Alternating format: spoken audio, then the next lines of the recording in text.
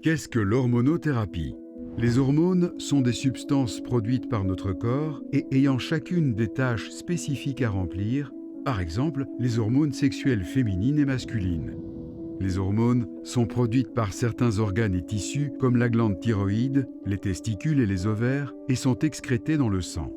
Elles envoient des signaux et influencent de cette manière d'autres organes ou processus dans notre corps. Ainsi, les hormones sexuelles féminines chez la femme vont assurer la croissance et le développement des seins.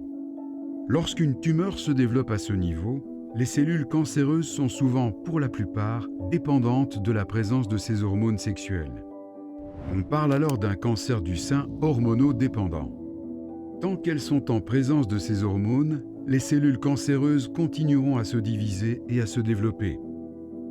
En l'absence d'hormones, par contre, leur croissance diminue.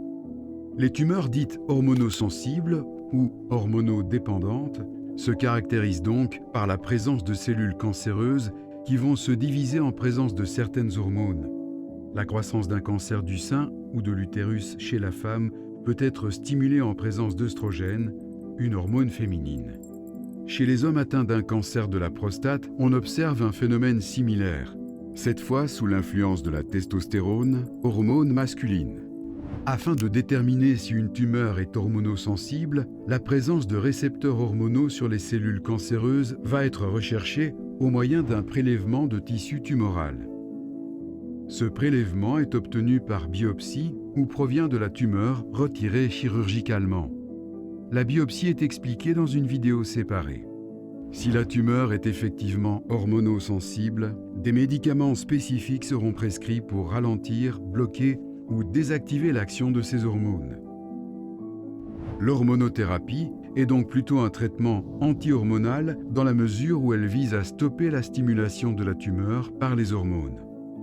Elle le fait de deux façons différentes, soit en bloquant la production d'hormones, soit en empêchant l'action des hormones au niveau de la tumeur via une désactivation des récepteurs qui reconnaissent les hormones. Les traitements anti-hormonaux sont souvent administrés sur de longues périodes et peuvent durer des mois, voire des années, la plupart du temps entre 5 et 10 ans. Ils sont le plus souvent administrés par voie orale, parfois par injection ou une combinaison des deux. Comme tout traitement, la thérapie anti-hormonale peut également entraîner des effets indésirables. Les effets indésirables possibles rappellent les troubles typiques de la ménopause. Bouffées de chaleur, transpiration excessive, plaintes articulaires, prise de poids, changement d'humeur, insomnie, perte de concentration et fatigue. Les hommes peuvent aussi ressentir ces effets indésirables. Les plaintes varient d'une personne à l'autre. En tant que femme, il est également possible que vous ressentiez des changements au niveau vaginal sous thérapie anti-hormonale, comme par exemple une sécheresse vaginale. Chez l'homme, des troubles de l'érection peuvent survenir. Il se peut également que votre intérêt pour les relations intimes soit diminué. Les causes peuvent être multiples. La thérapie anti-hormonale peut également provoquer parfois de l'ostéoporose, c'est-à-dire une fragilisation des os. Ces effets indésirables peuvent être atténués en suivant des conseils simples. Si tel n'est pas le cas, une autre thérapie anti-hormonale peut vous être prescrite. Il est donc très important de discuter des effets indésirables avec votre équipe soignante. Si vous avez encore des questions sur ce thème, n'hésitez pas à les poser à votre équipe soignante à l'hôpital.